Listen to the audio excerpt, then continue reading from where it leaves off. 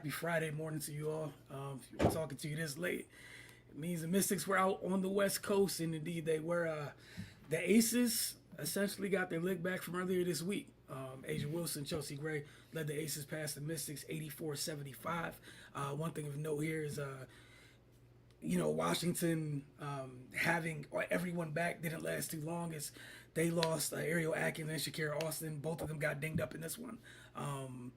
We'll see what it looks like. Probably feel like Atkins probably isn't as bad as Shakira. However, we'll see in the coming days because they have another game on Sunday. Cardell, your thoughts on this one? I just feel like the Aces in a lot of ways flipped the script from Sunday's game. They brought the defensive intensity, obviously led by motivated Asia Wilson to right the ship after they dropped a couple games, which is what championship caliber teams do. They don't, the losing streaks and bad habits don't stick around too long. And Chelsea Gray, who also struggled in that game. I mean, look, 47 of their 84 points, pretty dominant stuff.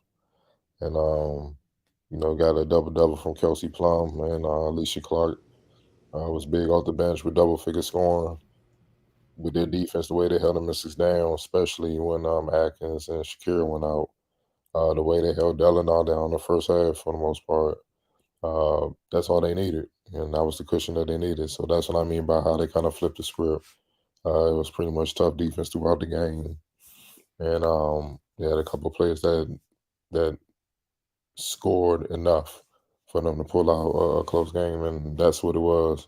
Obviously, down the stretch, you saw where not having Atkins and Austin hurt, greatly. The guards they attacked, all the guards on the floor, not named Cloud, Natasha Cloud and Brittany Sykes, which is just great basketball. Uh, and you know, no disrespect to the Memphis Bigs or whatnot, but even with Shakira on the floor, Asia had a way. But without her on the floor with her size and athleticism, it just made it tough. And you saw how the defensive assignments were blown and they were all confused at times with mismatches and different things like that, where, the Aces got loose for a few shots where it was kind of uncontested down the stretch. And that ended up, being the cushion that they needed, man. I like the way that they competed on the road, whatnot. They had a chance to win this game. Just mental errors, just a couple minute errors on a couple plays, and that cost them the game. They have a chance to try to right things, um, but it's going to be tough because, like you said, we don't know the severity of the injuries to Atkins and Shakira, and it's like when it rains, it pours, man. Right when they get totally healthy, they right back being wounded, man. And this is the wrong time for it to happen, man, because they got some heavyweights they got coming up outside of the Aces, man. Like, uh, you know, big game against the Sparks on Sunday, then the Mercury, then the Dream, and then heavyweight matchup against the Liberty, man. So hopefully it's not too severe. But all in all, man, they had their chances, man. Just that, the Aces made a few more plays than them. Yeah, like you said, obviously without Atkins and Austin on the floor, a veteran team did what they're supposed to do. They took advantage of it. Obviously, we saw kind of the things we've seen in the past where without Austin rolling to the basket, takes away a roller clearly, and Austin spreading the floor, 3 point. They came out openly and just doubled Elena. Where at time, before the other two went down, there was times where they could get it. They were finding a way to get Elena the ball in mismatches, and mismatch opportunities at the foul line on smaller players. That wasn't something you had to worry about with her out there being the biggest player on the floor. They could send Stokes in Asia or whoever at times, and it paid off. You mentioned Asia. I thought, as well as Asia bringing it defensively, I thought Chelsea Gray made it clear that defense was a priority early in this one for them as well. But again, not a shock. Championship team for Washington. We've been talking about how close, how jumbled up that 5 through 7 spot is. The loss tonight moves them down to seventh. They were fifth heading into tonight's game. They're seventh as of now, but Atlanta, Minnesota, and Washington all have the same record. So you brought up that game on Sunday against the Sparks. It's gonna be huge, and I think Atlanta and Minnesota play tomorrow. So the Mhm. opportunity, you know what I'm saying? Like it's that congested. That's that crazy. Again, if you're Washington, you control what you can control. You came out tonight, you competed, didn't go your way, and obviously the biggest thing in their mind is you wished speedy recovery to both Austin and Atkins, for sure. That aside, you have business to attend to come Sunday because someone has to lose. There's no tie. Someone has to lose tomorrow's game. With the other two teams you're fighting in contention with, stay out of eighth, right? To Mhm. not make this trip in the first round, Mhm. which is kind of what this battle is between 5 through 7. Someone's losing tomorrow. You got a chance on Sunday to leapfrog somebody. Right. That's really what it comes down to. And again, with the Aces championship medal, and I thought Alicia Clark played a huge role in this game. There was several stints for her in the second half where she hit some big buckets for them, and obviously we know what she brings on the defensive end. Did you have anything else, or I was just going to move to play the game No, we gonna after keep that? it moving. All right, Obviously, Asia. She set the tone early, and she put the Mystics on her heels. Who I think will be MVP again. Clearly, uh, deservedly so. she if this was a boxing match, she rocked them. She knocked them down early. They got up, but she knocked them down early, and they was fighting from behind the whole night, man.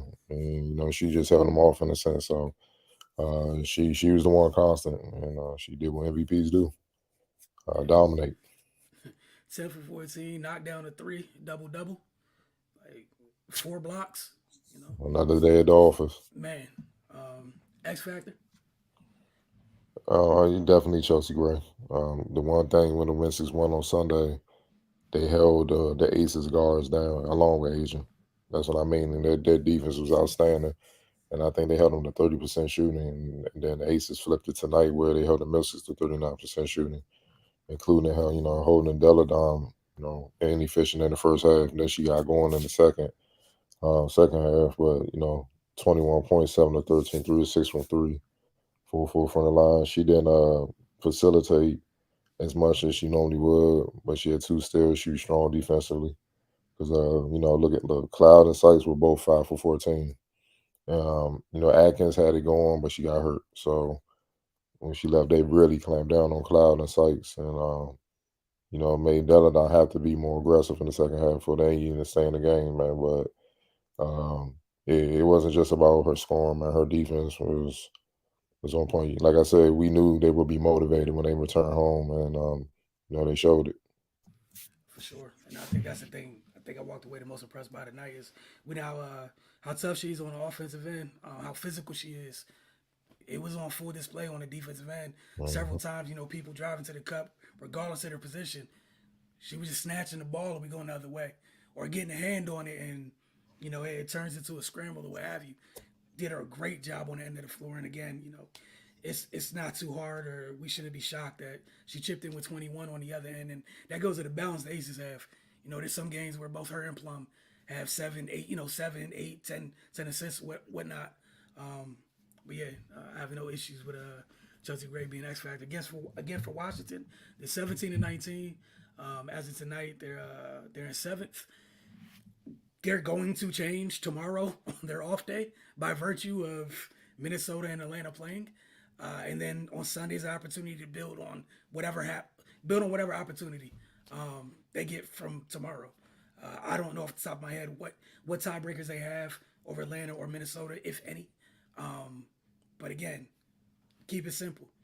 Someone has to lose tomorrow between the other two. Win on Sunday. Mhm. Because again, we're literally entering the home stretch. You said a tiebreaker between who? I wasn't, Atlanta. yeah, between Atlanta and Minnesota, I wasn't sure if Washington had a tiebreaker over Let me see. I can over see either. real quick. The Mystics, they're 1-2 against the Dream so far, Okay. and they have one more game coming up on the 8th. And who else you say? Minnesota. All right. Said Minnesota. They just played Minnesota. Uh, they played 3 games against Minnesota, and they are 1-2 against the Lynx. So Yeah, they got to win. They don't have the tiebreaker as of now. there's no wiggle room outside of somebody else handling the business. So again, take advantage of the situation. Um, Obviously, we'll get updates between now and Sunday's game against the Sparks, and we will see y'all then. Y'all have a great day.